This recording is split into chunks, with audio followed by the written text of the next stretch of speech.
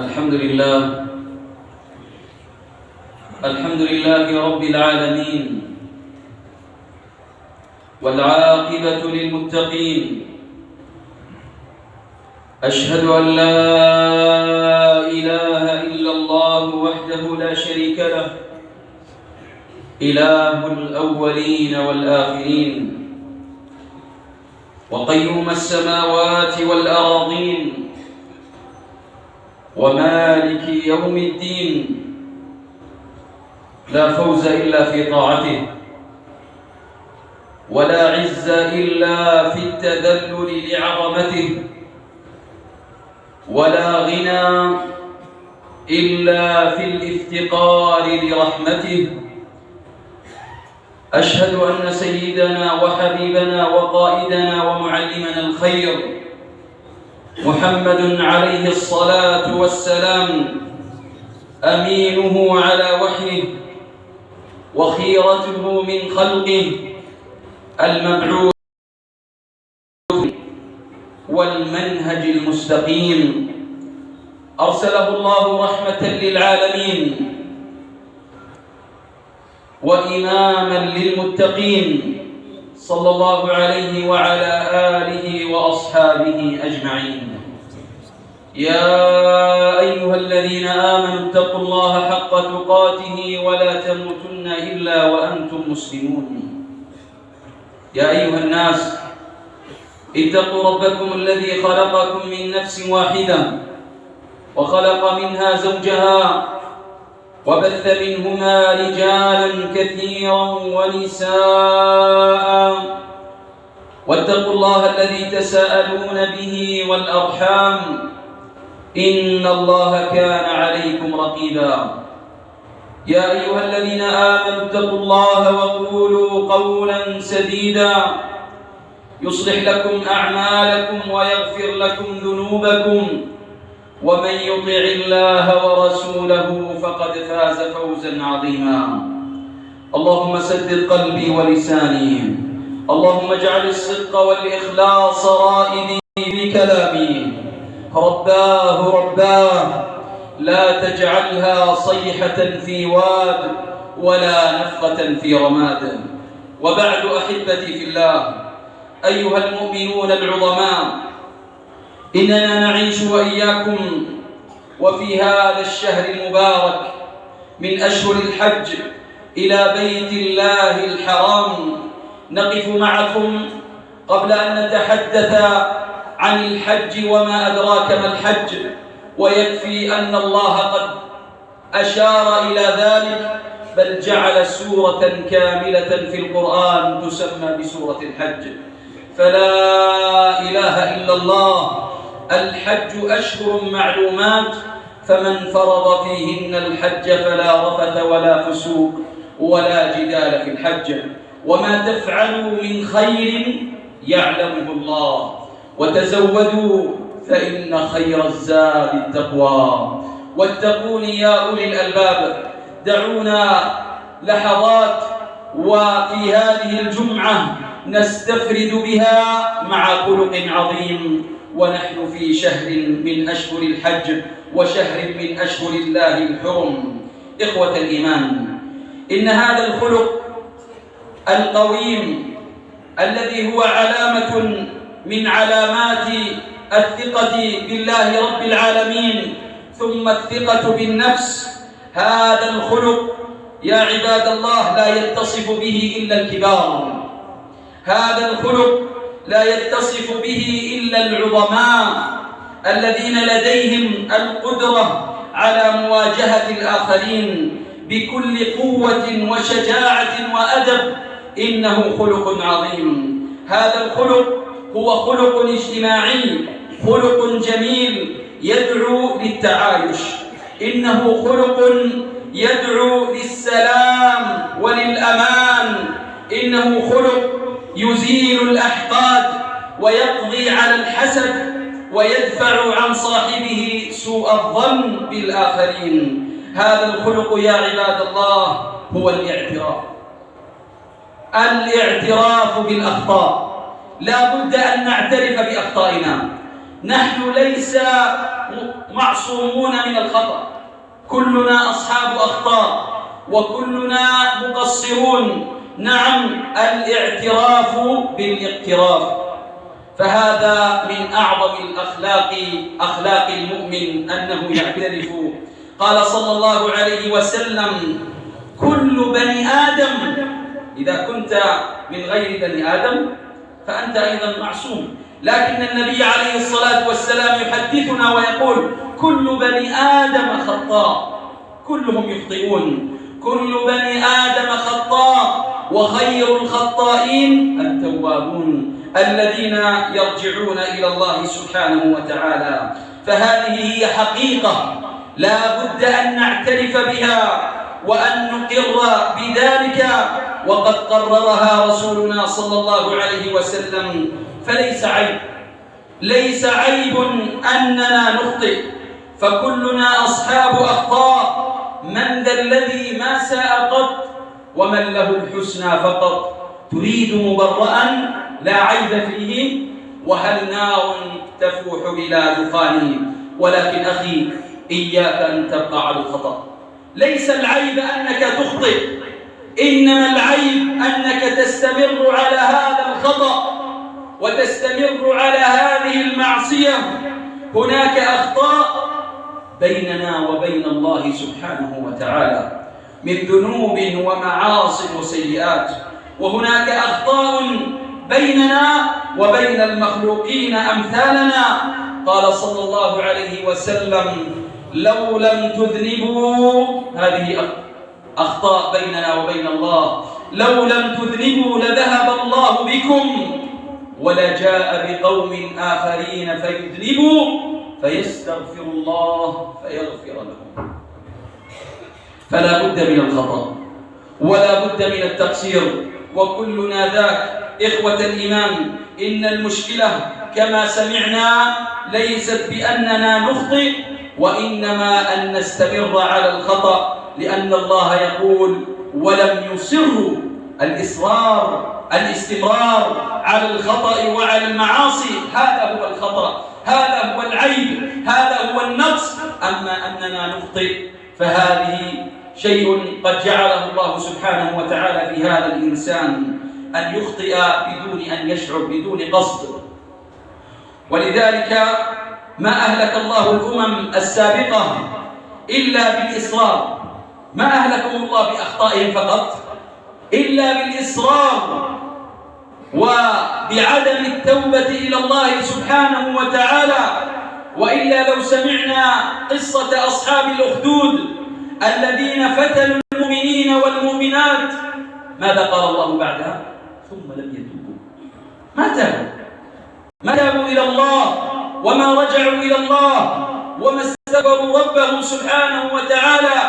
إن الذين فتنوا المؤمنين والمؤمنات ثم لم يتوبوا فلهم عذاب جهنم ولهم عذاب الحريق.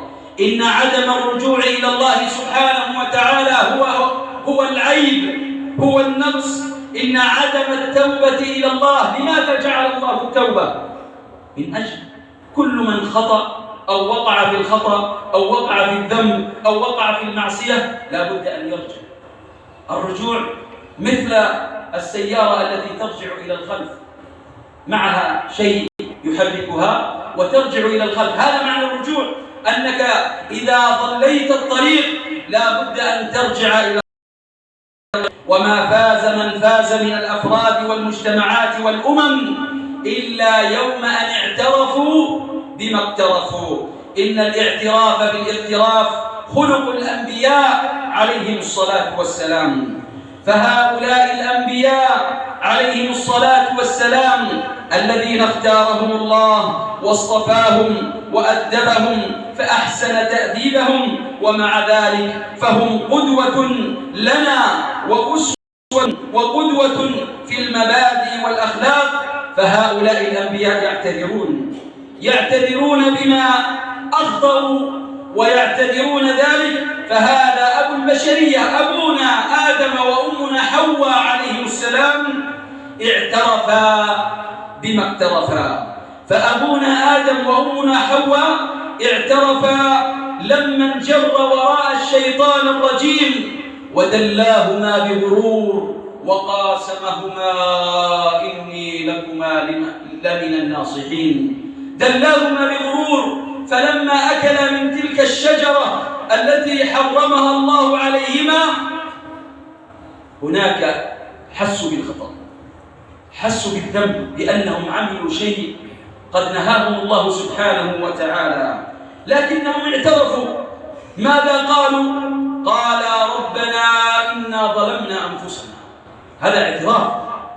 ربنا إنا ظلمنا أنفسنا وإن لم تغفر لنا وترحمنا لنكونن من الخاسرين. هذا أبو البشرية، أبوك آدم يعترف بخطئه ويقول ربنا ظلمنا أنفسنا وإن لم تغفر لنا وترحمنا لنكونن من الخاسرين.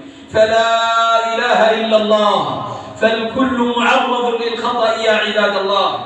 وقد وعد ربنا سبحانه وتعالى المخطئين الذين إذا فعلوا شيئا عن جهالة أو سوء تقدير ثم استدركوا ذلك بتوبة وعدم إصرار بالمغفرة والتوبة وعدهم الله بالمغفرة. قال ربنا سبحانه ثم إن ربك للذين عملوا السوء بجهالة ثم تابوا من بعد ذلك وأصلحوا إن ربك من بعدها لغفور. وهذا نوح عليه السلام يطلب المغفرة من ربه سبحانه. قال ربي إني أعوذ بك أن أسألك ما ليس لي به علم وإلا تغفر لي وترحمني أكن من الخاسرين. وكما اعتذر نبي الله موسى عليه السلام قال ربي إني ظلمت نفسي فاغفر لي فغفر له إنه هو الغفور الرحيم. وهذا يونس عليه السلام اعترف بما اقترف وذا النون إذ ذهب مغاضبا فظن أن لن نقدر عليه فنادى في الظلمات أن لا إله إلا أنت سبحانك إني كنت من الظالمين. اعتراف بين يدي الله سبحانه وتعالى.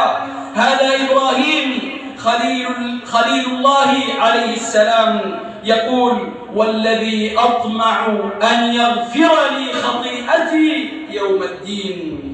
ونبينا عليه الصلاة والسلام يعلمنا علم اليقين سيد الاستغفار أن نقول اللهم أنت ربي لا إله إلا أنت خلقتني وأنا عبدك وأنا على عهدك ووعدك ما استطعت أعوذ بك من شر ما صنعت أبوء لك بنعمتك علي وأبوء بذنبي فاغفر لي فإنه لا يغفر الذنوب إلا أنت. من قال هذا الدعاء موقنا به فمات فهو من أهل الجنة. فلا إله إلا الله. وهذه ملكة سبأ بلقيس ماذا قالت يوم أن أسلمت لله رب العالمين؟ قالت ربي إني ظلمت نفسي. اعترفت وأسلمت مع سليمان لله رب العالمين. بارك الله لي ولكم في القرآن العظيم ونفعني وإياكم بما فيه من الآيات والذكر الحكيم. قلت ما تسمعون وأستغفر الله فاستغفروه إنه هو الغفور الرحيم.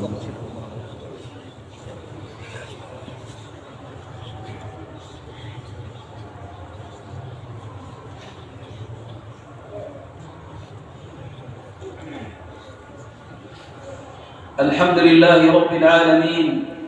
أشهد أن لا إله إلا الله وحده لا شريك له ولي الصالحين، وأشهد أن محمدًا عبده ورسوله إمام المتقين صلى الله عليه وعلى آله وأصحابه أجمعين.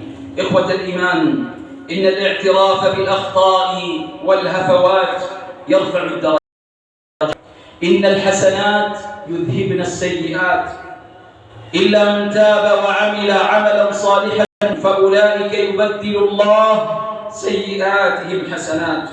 والذين إذا فعلوا فاحشة أو ظلموا أنفسهم ذكروا الله فاستغفروا لذنوبهم ومن يغفر الذنوب إلا الله ولم يصروا على ما فعلوا وهم يعلمون أولئك جزاؤهم جنات تجري من تحتها الأنهار خالدين فيها ونعم أجر العاملين. الاعتراف بالتقصير والاعتذار من صفات الأبرار، لأنهم يعترفون ويشعرون ويتوبون ويستغفرون ويتداركون أنفسهم. فكما سمعتم من اعترف بالخطأ، وأعظم الاعتراف بأننا نعترف لربنا وخالقنا ومولانا، نتذلل بين يديه سبحانه وتعالى، فكلنا أصحاب أخطاء، أن نعترف بأخطائنا لربنا وأننا مخطئون وأننا مقصرون وأننا مسيئون وأن الكمال لله رب العالمين. كذلك أيضا الاعتراف للغير مهما كان الأمر، الاعتراف لمن أسأنا إليهم من المخلوقين، الاعتراف بما حدث، فليس هذا من باب الخوف كما يظنه كثير من الناس، وليس من باب الضعف أنك تعترف لأخيك بأنك أخطأت فيه أو ظلمت أو أسأت إليه. هذا يدل على أنك على خلق عظيم. هناك كثير من الناس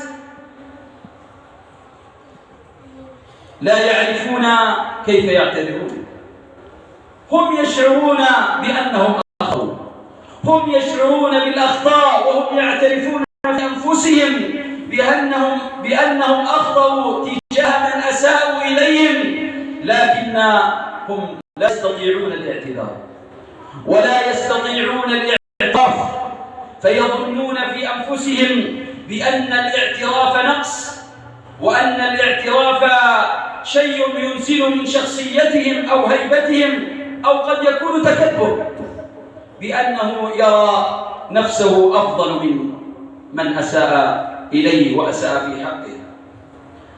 إخوة الإيمان، هناك أسئلة كثيرة: كيف أعتذر لمن أسأت في حقه؟ قد سمعنا إما أن يكون هو حديث النفس والتقصير في ذلك، وأنك كيف تكسر نفسك وكيف تكسر كبريائك، ومن تواضع لله رفعه. الذي يعترف دليل على قوته، دليل على إيمانه، دليل على رفعته في الدنيا وفي الآخرة. فكم من بيوت خربت، وكم من قضايا رفعت وأضاعت الأوقات والجهد والمال، وكم من عداوات وقعت بسبب عدم الاعتراف. بعضهم يقول: ما اعتذر إليه، هو قد شعر بأنه أخطأ، لكن ينتظر ذلك الذي أخطئ في حقه بأن يأتي هذا ويعتذر إليه ويعترف في حقه. فيا إخوة الإيمان، إن سبب عدم الاعتذار وهذا الخلق العظيم لا يوفقه ولا يوفق له إلا من وفقه الله، لأن الله يقول: ادفع بالتي هي أحسن فإذا الذي بينك وبينه عداوة كأنه ولي حميم وما يلقاها إلا الذين صبروا وما يلقاها إلا ذو حظ عظيم. فلا إله إلا الله. اسمعوا إلى هذا الموقف العظيم من الصحابيين الجليلين أبو ذر الغفاري وبلال ابن رباح في ذات يوم وفي مجلس، وكان النبي صلى الله عليه وسلم حاضر في ذلك المجلس، إذ بأبي ذر ينادي بلال ويقول له: يا ابن السوداء. يناديه ويقول له: ابن السوداء. وبلال فعلا حق إنه ابن السوداء، لكن النبي عليه الصلاة والسلام كان حريصا أيما حرص على إذابة الأسباب التي تفرق بين المسلمين سواء بكلمة والتي توقع البغضاء في القلوب. فإذا بالنبي عليه الصلاة والسلام يلتفت إلى أبي ذر ويقول له: يا أبا ذر إنك امرؤ فيك جاهلية. يعني أنت تتنقص، مع أن أبو ذر حاشاه بذلك، وإنما كلمة كما بعض الناس يقول مزحة خرجت وشلها الريح، لكن النبي عليه الصلاة والسلام يريد أن يربي أصحابه ويربي أمته عليه الصلاة والسلام حتى بالكلمة الطيبة. هناك بعض الناس يعني يزعل لو إذا قلت له خادم، يعني وهو قد يكون يتلفظ بها يعني بحسن نية، لكن هو يزعل ويغضب بهذه اللفظة. وبعضهم يزعل أيضا لا قلت له المهمشين وغير ذلك من هذه الأسماء، يعني هؤلاء اعترفوا بين الناس بأنهم بهذا الاسم، فقد ربما أنت تقول فلان الخادم أو فلان المهمش أو فلان اليوم نسميهم أحفاد بلال، وهكذا. المهم إذا كنت هذه الكلمة تؤثر بهؤلاء فاتق الله عز وجل واحرص أن تكون هذه الكلمة ليست من باب النقص والعيب. فأبو ذر الغفاري ما خرجت بنية الاستهزاء وبنية النقص، ولذلك النبي صلى الله عليه وسلم عامل أبو ذر بالظاهر، عامله بالظاهر ولم يقل له ما هي نيتك، قال له إنك امرؤ فيك جاهلية. ماذا هذه الكلمة كانت صاعقة لأبي ذر، إذ بأبي ذر الغفاري ينهار لما رأى بلال ابن رباح قادم، إذ بأبي ذر الغفاري يضع خده على التراب ويقول له: يا بلال والله لن أرفع خدي على الأرض حتى تضع قدمك على خدي، بسبب هذه الكلمة التي خرجت من فمي. فماذا كان موقف بلال بن رباح؟ كان موقف بلال بن رباح رضي الله عنه وعيونه تنهار من هذا الموقف العظيم، إذ به يأخذ بيد أبي ذر الغفاري ويحتضنه ويقول له: لا يا أخي، والله لن أضع قدمي على وجه سجد لله رب العالمين، والله لن أضع قدمي على وجه سجد لله رب العالمين.